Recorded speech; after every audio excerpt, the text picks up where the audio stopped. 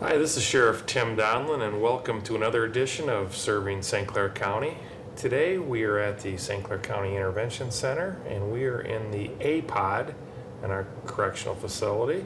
And I'm here with Deb O'Brien, and today we're going to talk a little bit about some of the programs that we offer at our intervention center. Deb, welcome to Serving St. Clair County. Why don't you start off, tell us a little bit about what you do with us here for us. All right, I've been here for not quite 2 years, and I run the programs that are in the facility. When this building was built, the intention, I think, was to have programming and to do rehabilitation.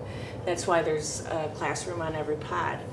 I came from community mental health here in St. Clair County, where I was for a couple of years working with licensing substance abuse programs and monitoring their activities.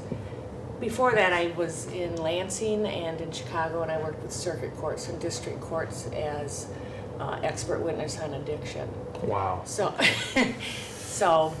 this is a nice jail compared to Cook County and Lansing's Ingham County Jail. This one's beautiful. So you never testified against us cops? No. Okay, good call.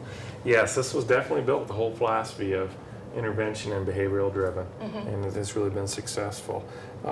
We've got a number of programs here at Intervention Center, and they just go on and on and on of the different things that we do here, from skills for effective living to parenting classes for domestic violence to anger management to substance abuse.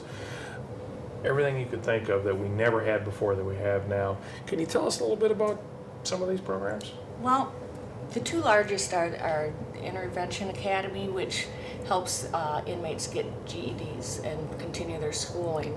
So first I want to just talk about that one a little bit. The Intervention Academy is run by RISA. They hire the teachers, they hire the staff that runs the school, and they do a 6-week cycle with the inmates. An inmate would go in and attend class every day, 5 days a week, for about 6 weeks, and then they'll take the tests. There's 5 tests in the GED. Those are math, writing skills, social studies, reading skills, and science. So the inmate will test out with the teachers first to determine if they can in fact be successful on the tests. And when the Grant people come from Grant High School, they come and do the testing. They will take all 5 tests, or possibly just 3 or 4, depending on where they're at in the school. Okay. And we're right here in the classroom right now. Yes. So when we look around, this is our typical classroom that Yes. you'd have them in. And we're going to go to one later and see some of our students, Right. our inmates. Right. Excellent there. And I know we have 5 tests that need to be completed to get there, and it's a 6-month wait if you don't pass part of that as well there, isn't it? I believe so, yes. So it's really important that they get through that. It's kind of amazing that this is a chartered high school here. So when they Yes. graduate, they'll put on the gowns. They're starting to do that now, the green. Weren't they wearing green, I believe, They was were. the color? Yes. Very, very Yes. nice. We started this program, Intervention Center, that's 5 years ago since we've had that, and we've had 260 people get their GEDs. Yes. That's pretty amazing. That is amazing. Certainly will help them find work when they get outside, because Yes. you're really in a difficult situation if you don't have any type of education. And we've had, 30 of them partially finish their program? Yes, that means they took some of the tests, but not all of them yet. Okay. But they can continue and to just take the tests they need when they leave here. Why don't you tell us a little bit about some of the teachers and the students? Because we have federal inmates here, we have state inmates Yes. here, we have local inmates. It's really based on your needs, isn't it? It is based on the needs. Typically, they give priority to those younger students, Okay. those that are from 17 to 21. Those are the people that are probably the closest to having been in school. Okay. And tend to be the more successful and be able to pick it up easier. And each class takes on its own personality. So you have some younger and then some older people that can all work together, and they kind of start pulling for each other and helping each other back in the pods when they're not in the classroom. Sure. Co-ed classrooms? Yes, it's co-ed. It's the only program here that's co-ed. That's the way we're going to keep it too. We have 2 teachers. One of them works full-time with the classroom, and the other one is a part-time person. He previously was the superintendent of one of Port Huron's schools. Yep. And he does a lot of special tutoring with those people, those inmates that are unable to read or have learning disabilities, and he works with them individually more than just as the classroom, whereas the other teacher works with the classroom. And this is a chartered school, and these are licensed teachers, Yes. so it's just the same thing as if you graduate from Porter or Northern. Absolutely. And it's just outstanding. So it's not a GED program as much as it's a chartered high school getting here. Wow, that is amazing. And this is funded through our RESA program. Yes. I'll explain a little bit about that. Well, I don't really know Well, very much about just RESA, how although they, like I said, they staff the school. They have their own programs throughout the county that they work with different schools, and they work particularly with those that have disabilities. When this building was built, RESA, I think, jumped on it and Right. said, please let us have a school. And they actually have 3 classrooms, and they have, they also work with the juvenile side of the facility. Exactly. And they do a tremendous job. And that's kind of where I was going, is that it's not out of general fund for the county, it's RESA through the state of Michigan. Correct. And RESA helps, the Regional Educational School Association helps with whether it's Yale schools, Memphis schools, Port Huron schools, Memphis schools. This is one of those schools that they Yes. help us with, and they Yes. jumped on board. So really, when you look at our 204 Bard Street, that had nothing like this. It was do your time and don't come back again. Now we have them educated, getting their GEDs, getting their high school diplomas here, and moving on. That's amazing. Let's talk a little about some of the programs that are funded through our own money. And we've got a number of programs for the domestic violence, anger management, and that's right here through our commissary. Can Yes. we talk on that a little bit? Sure. Because I mean, the high school education is so important, but also we have to kind of work on what got them here and what can keep them out of here. Right. When an inmate is in jail, they get all of their basic necessities, but they can ask for extra things and order extra things that is on commissary. Those things can be snacks, extra t-shirts, they ask for stamps, playing cards, all kinds of things that they can get on commissary. Yeah, the jail's like its own little world here. It is. Because It we is. feed them 3,000 calories a day, but Yes. if they want to have a little snack at night, then they just pay for it. Right. Same thing with the extra pair of socks. Right. So It's amazing. with the money that the commissary makes here at the jail, I get a portion of that to do some programming.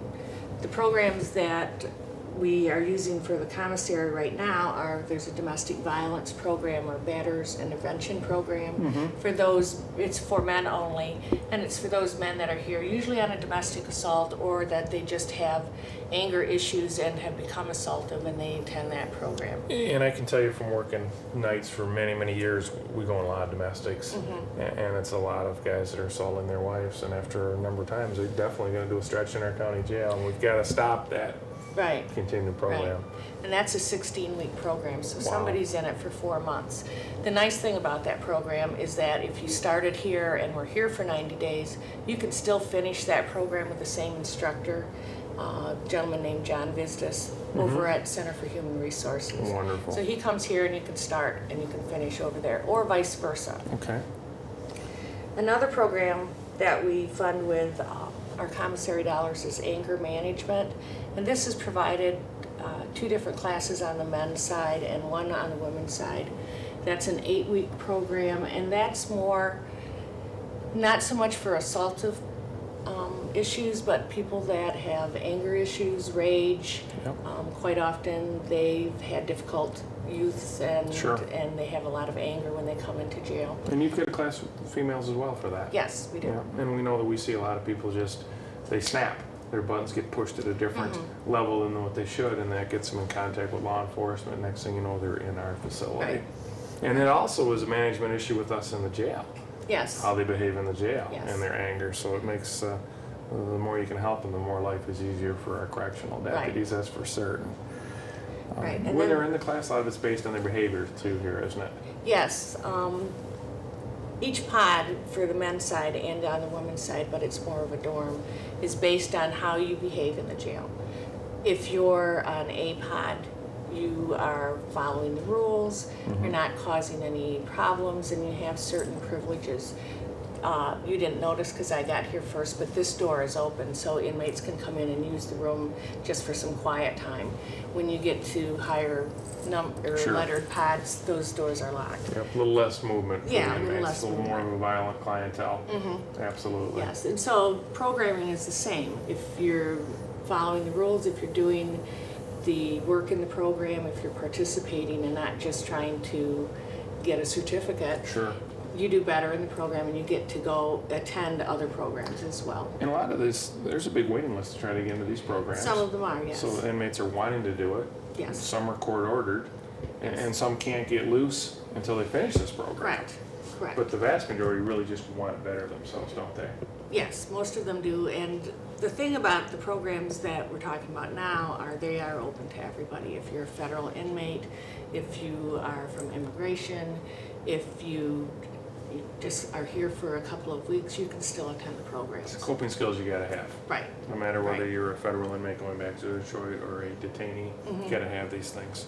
Absolutely. And what other Yes. programs? Those are one of the big ones, the violence. Right. But now, Along with that, we do have a couple of women from Safe Horizons, which is a domestic assault shelter. Yep. shelter, and they come and do a victims of domestic assault support group and victims of sexual assault support group. So she Okay. comes in twice a week and sits down over on the women's pad with the women and talks about healthy relationships and how to change your patterns and what to look for. So that's a very popular program over on the women's side. And we have a whole pod full of female inmates. Yes, we do. 30 to 60 of them here at any given time. Yeah, 70 sometimes. Yeah, and you'll find a lot of them have been victimized. Yes. I mean, they've created a situation that landed them incarcerated, and so getting them the skills, the education helps. But they've also been victimized. Almost all of them, haven't Correct. they? Correct.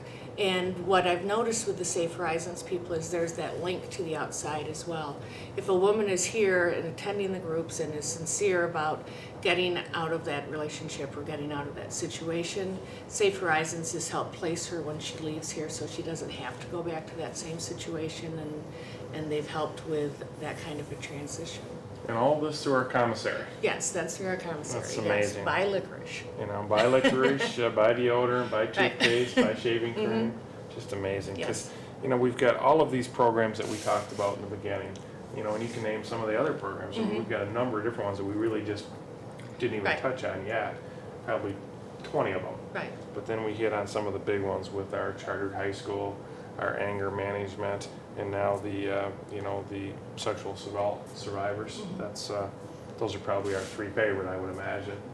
Well, then there's RSAT, which we'll talk about Yeah, later. we'll get to that as well. Well, we've had nearly 1,500 people attend these. Yes. That is some amazing work, and over 600 just on the domestic sexual assault violence. Wow.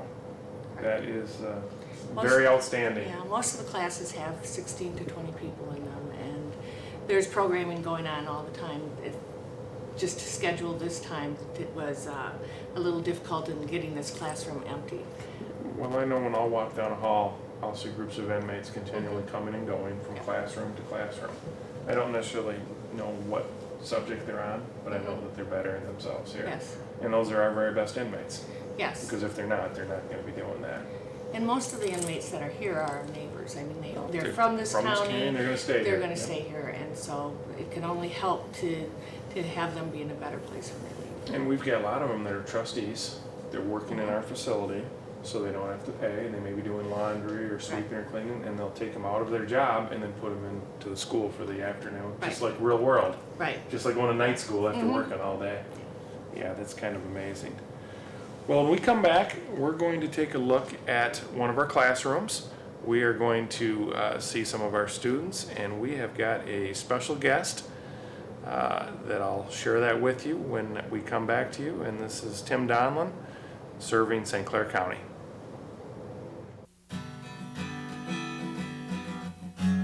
How far would you go to help someone?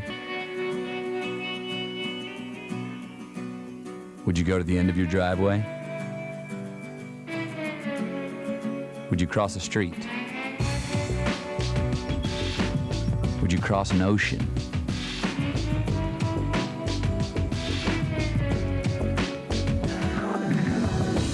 To a place 6,000 miles from home? how long would you go? Would you go for a week, a month, a year? Would you go for 2 years? Would you go if you could use your knowledge to teach someone, and in the process, maybe learn something yourself? Life is calling. How far will you go? Peace Corps. Welcome back to Serving St. Clair County. We are here in EPOD. As you can see, we are in a actual classroom that's conducting studies this afternoon. Deb, we're here going over RESAT. Tell us a little bit about that program here. That's one of our big ones. This is the RSAT program. It's an acronym for Residential Substance Use Treatment, and the program is 3 phases. The first phase is mostly education, an intensive educational program that lasts approximately 3 weeks. They come to class 4 times a week for 3 hours each time. Second phase is 6 weeks long, and it's more of a therapy program. They look at their behaviors, their histories, their families, and address issues that have brought them to this spot. And third phase is case management, which I'll get more into later. The program started in the fall of 2005 with a grant from the Department of Justice for RSAT programs specifically, and it's also funded through community corrections dollars, as well as community mental health, who are the acting coordinating agency for substance use services. They provide a lot of the funding as well. Your old stomping grounds there. Yes, my old stomping grounds. Perfect. Yes. Not really tied into our commissary or that sort of stuff like we talked about earlier. No, this program is funded it is completely by grants and community corrections grants, and then the CMH money is actually liquor tax dollars. Okay. So if you buy a bottle of Jim Beam, part of that money goes here eventually if you buy it in St. Clair County. Really? Okay. Yes. And we've had 400 plus since the end of 2009, right? In 2009, we had 403 people that finished this program. Wow. And it's a long program. It's a long program. It takes about 75 to 90 days. So we have to make sure people are long enough to complete it. Yes. Yes. Very good. Yes. And like I said, the first phase, there's a woman runs that program here in this facility. It's 12 sessions. On the men's side, she has anywhere from 20 to 25 people in the classroom. The women is always a smaller group. There just aren't as many women here as there are men. Right. But she runs both of those programs and is here probably 30 hours a week that she's doing RSAT first phase. She works at Center for Human Resources, and again, if you were not here for the entire program, you could finish up through Center for Human Resources. Once you get out. Once you get out, excellent. Yes. The second phase is run by Catholic Social Services. It's a licensed program. They've been working in the jail for years. They have 3 therapists that come here, master's level clinicians, who come and do the second phase.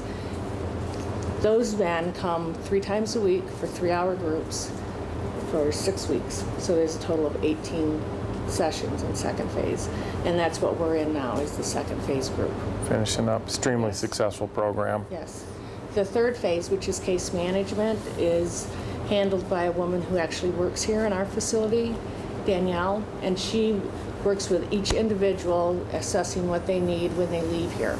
For example, some people need assistance with jobs, some people need bus tickets, some people need identification because they lost it at the time of the arrest. Whatever it is that she walks through them with them, what they need when they leave. Get them back whole as they were when they arrived. And she gets it together for them before they go. So you're just prepared when you hit the street. Yes. Yes. Excellent, excellent. Well, very good. Well, we've got a special guest here serving St. Clair County. We have a person that had served time in our facility and has went through our programs and has decided to better himself. This is Jeff Stone. Jeff, Hi, Sheriff Donnellon. welcome to serving St. Clair County. Thank you for coming back. Jeff, tell us a little bit about yourself. Well, I got involved here about 2.5 years ago. I was caught like everybody else, I guess, for possession of crack cocaine, and had an opportunity to try and spend that time doing RSAT at a halfway house. It wasn't successful there, so I was moved here. Okay, so you got in a little more in-depth treatment where you were locked up in our intervention center and took advantage of the program. Absolutely. Tell us about some of the programs you had. Well, as Deb was saying, it's a lengthy program. There's a lot of material that's gone through. I remember in the first part we talk a lot about how our feelings and our behaviors and our actions all tie together. There's some portion of the program also talks about what drugs do to ourselves, our bodies, and both our minds, and also how our drug use affects other people, which is a big part of it. There's a whole other section about the costs involved with what we've done. And of course, once we get involved in the jail system, it's a whole different story as well. So looking at those costs in particular can be kind of frightening. And you were one of our inmates that was a Absolutely. trustee. Yes, yes. So you would work in the facility, Yes. and then they would pull you out of work and send you Yeah. to school, just like a 9 to 5 work day and going to night school like on the outside, really. Yeah, it was a little bit longer, but yeah. It was a lot longer day, yeah. But it did make time Yeah, go not by, nearly so. as much fun. But Well, but it did make time go by, and it was a good mix of having to get out and do some physical work as well as sit in class for a few hours. Right. So it was a good combination. so you were trustee in our whites, working with I was. with Andy. Both in the kitchen for a while, and then with Andy for a while as well. So, Very hard work in the kitchen, yeah, the hours there are kind of grueling. So 12, 16 hours a day.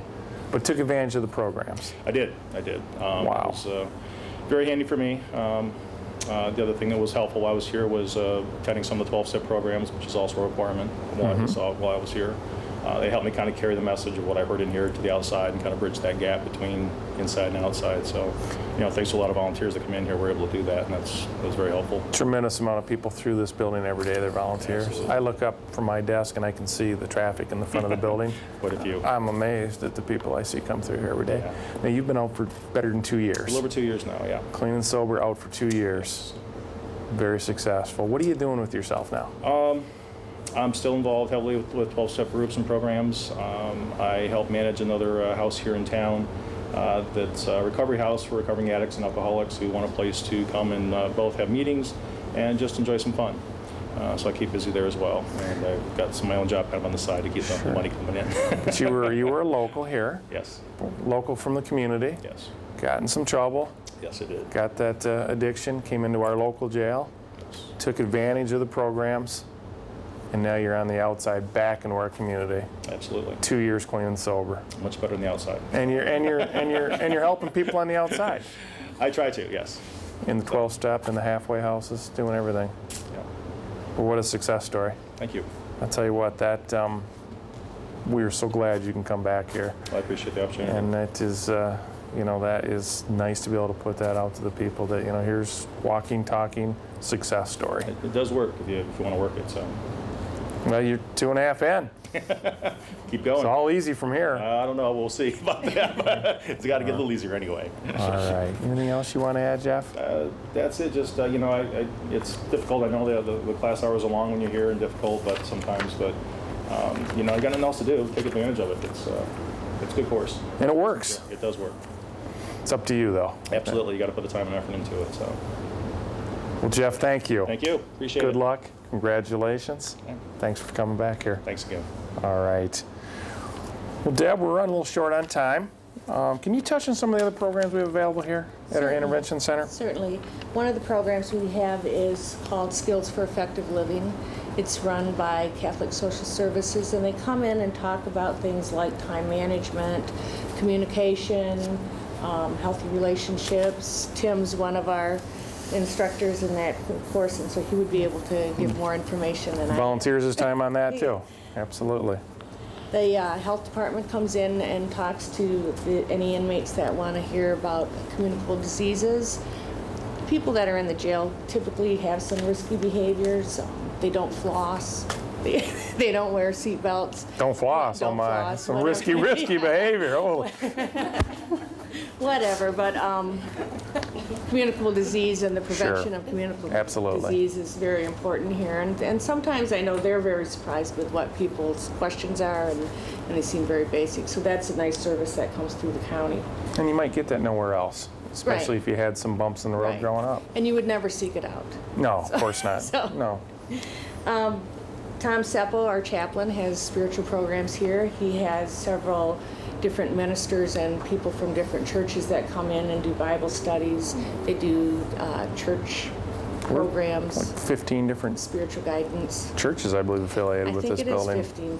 15 different churches, yes. As high as 17, I thought they had at one number. I mean, it really is a big variety, Yeah, which is they're nice. here all the time. All the yeah. time. 2 nights a week, I think they're on every pod. And then what's very important to the RSAT program and to the jail are the AA, Alcoholics Anonymous, Narcotics Anonymous, and Cocaine Anonymous volunteers that come in, because they can provide that link from being at a meeting when you're in the jail and then having a familiar face when you leave the jail and you go to another meeting. These people come in every week for years. I know that the people that were here on the Women's Pod were here on Thanksgiving and Christmas Eve, and they didn't miss a week at all. So those people are very dedicated and really do provide that link back to the community. Wonderful. And those are people that may have sat in the jail, Yes, and now they're That out, could and be. they're very much involved in getting everybody Yes. else straight too. yes. And then a new program that we have this year is parenting. It's part of the systematic training for effective parenting program, which Department of Human Services endorses if you are trying to get your children back, having lost custody or have temporary custody. DHS does endorse that program to go through it and learn some effective parenting skills to look at the possibility of getting your children back. And we've got around 60 today, females here, and a lot of them are mothers, Yes, and probably some grandmothers as well. yes, But a lot of young moms, a lot of young children at home. there are. Absolutely. That program is also offered on the men's side for those men that also need parenting skills. Absolutely. It's not really babysitting if it's your kid. I've been told that at home myself here a few times there, actually. There's a lot of husbands. Yeah. Okay. Well, thanks for showing us some of the programs, Deb. Thank This you. has been very enlightening to see some of the stuff, because we know that there are a number of things that were never offered before. I mean, this is not called a jail, it's an intervention center. Yes. And that's the whole philosophy here. Behavioral driven, intervention, leave better than you came, and you won't come back. Right. And that is our philosophy, and it really works. And I know Jeff Stone is proof right there walking in the door. So thank you, Deb. Thank you. And we want to close letting citizens know that we're serious about crime St. Clair County. If you do your crime, you will do your time. And we're very serious on that, but we're also serious about giving people a second chance. And when we're in this facility, we're going to better our inmates and make them productive. So when they land here, we're going to train them, and hopefully they don't come back. So thank you for another edition of Serving St. Clair County. This is Sheriff Tim Donnellon.